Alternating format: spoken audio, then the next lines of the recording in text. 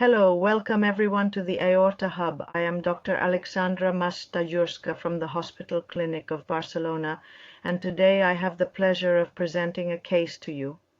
We handled this case at the hospital a year and a half ago, and I have titled it, When the Aortic Valve Speaks Through the Aorta. It involves a young male patient, 49 years old, who did not have any toxic habits or cardiovascular risk factors at that time. He did not have any personal pathological history, although according to a psychiatric evaluation, he has a cluster C personality which predisposes him to anxiety states. He is a kitchen assistant and enjoys engaging in moderate physical activity in the form of swimming and hiking.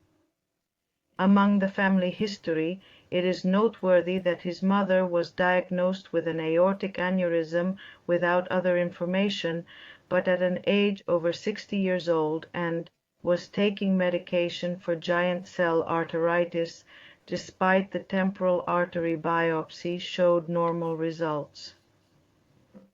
The patient's history began in September of the year 2023, when he was enjoying the holidays with his friends and somewhat reluctantly had to cut the vacation short and return immediately to work. He returned from the mountains and began to experience a chest pain that is both oppressive and stabbing, with a rather sudden onset.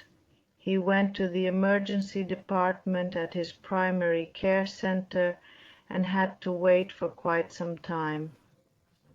In the end, he decided not to undergo the blood tests recommended by the doctors and discharged himself. However, in the following days, his pain did not subside. It persisted and was intermittent, did not go away, and was gradually associated with progressive dyspnea, eventually occurring even with minimal exertion, orthopnea, and other symptoms in the lower limbs. He decided to go to the emergency department of our tertiary hospital. The physical examination revealed tachypnea. We administered supplemental oxygen with FiO2 at 24 in the ventimask, with which he saturated at 96%. The aortic diastolic murmur was also clearly heard, along with bilateral basal lung crackles. Jugular venous distension was present, and there was edema in the lower extremities. The electrocardiogram was abnormal but did not show clear signs of acute ischemia or pericarditis. In the blood analysis, his C-reactive protein was slightly elevated to 7, the BNP was elevated to almost 6,000, D-dimer was elevated above 1,000, and the troponin curve was flat and slightly elevated.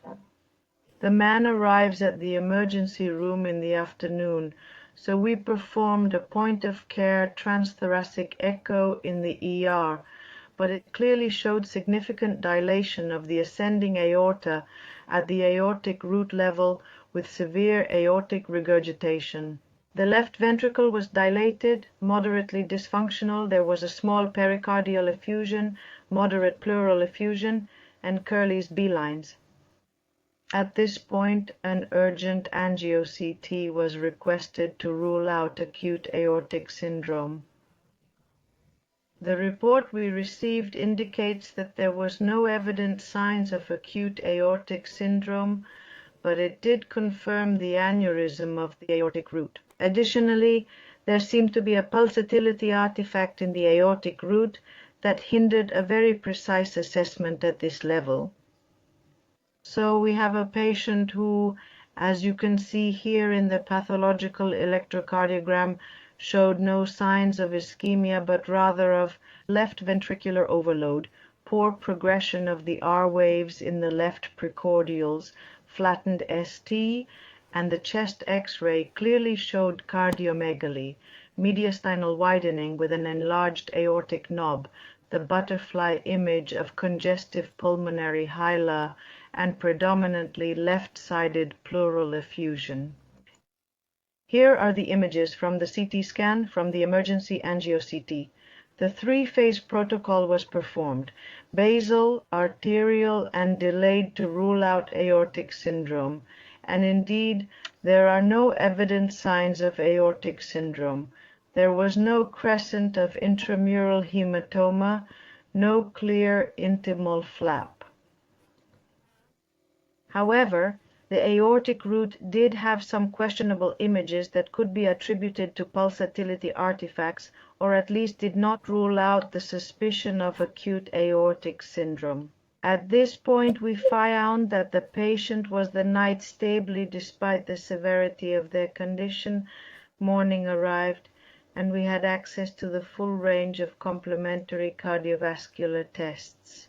Then we considered we could perform invasive coronary angiography, we could perform synchronized CT, cardiac CT for better visualization of the aortic root, we could perform PET-CT to assess the metabolic activity of the aortic wall, we could perform a conventional echocardiography with contrast in our imaging department, we could perform transesophageal echo or magnetic resonance. We opted for targeted transthoracic echocardiography and CT for the synchronized cardiac CT scan for better visualization of the aortic valve and the aortic root. Here we have the first images that immediately come to us from the transthoracic echo. In the first standardized image of the parasternal long axis view, it is already visible that the aortic valve exhibits at least an unusual L behavior. That is, the right coronary cusp visualized in this image has a somewhat free movement, prolapsing into the left ventricular outflow tract, not so much the base of the cusp but a part of the cusp's body. Obviously, the aneurysm of the aortic root and the dilated left ventricle, which is slightly to moderately dysfunctional, can be seen. When we apply the color Doppler, it confirms the severe aortic insufficiency.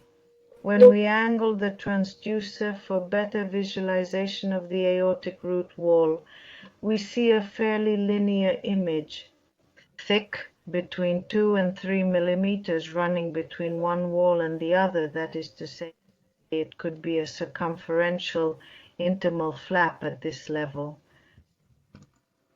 Also, in the short axis of the aortic valve, we see the three leaflets, and the leaflet at the top of the screen, the right coronary leaflet, has an excessively free movement.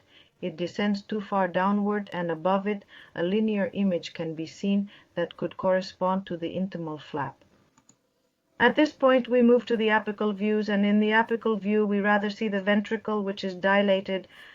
It is dysfunctional, and with color Doppler we confirm severe aortic insufficiency, which appears acute with continuous Doppler, because the deceleration time of the aortic insufficiency curve, its slope is very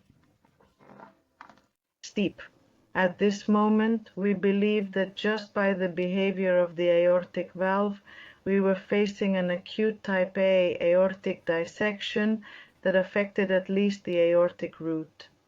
Among all these four mechanisms of acute aortic insufficiency in the context of aortic dissection, we lean towards mechanism 2. We think that not only mechanism 1 occurs, that is, an aneurysm of the sinuses of Valsalva that could cause incomplete coaptation, a lack of central coaptation. We believe that in our case the commissure between two leaflets is also involved, specifically between the right and left coronary valves. And above all, the right coronary valve has lost support because the commissure is detached from the aortic wall, and a part of the leaflet, the body of the leaflet, prolapses downward towards the left ventricle. We do not believe that the base of the leaflet is affected because we do not see it prolapsing, so we consider that since there is no flare leaflet, the flap has stopped a bit earlier. It does not affect or dissect the base of the right coronary leaflet. We also do not see the entire intimal flap prolapsing into the outflow tract.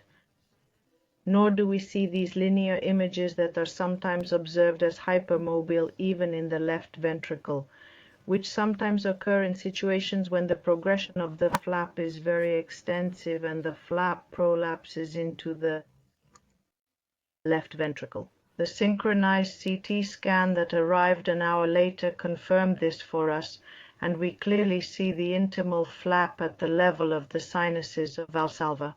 We do not observe it in the ascending aorta, nor any forward progression. The flap starts roughly at the sinotubular junction, descending downward towards the commissure between the right coronary and the left coronary, running above the common trunk, below the ostium of the right coronary artery. The entry tear is very wide. With this, we can now establish a much clearer diagnosis and opted for emergency surgery on the same day.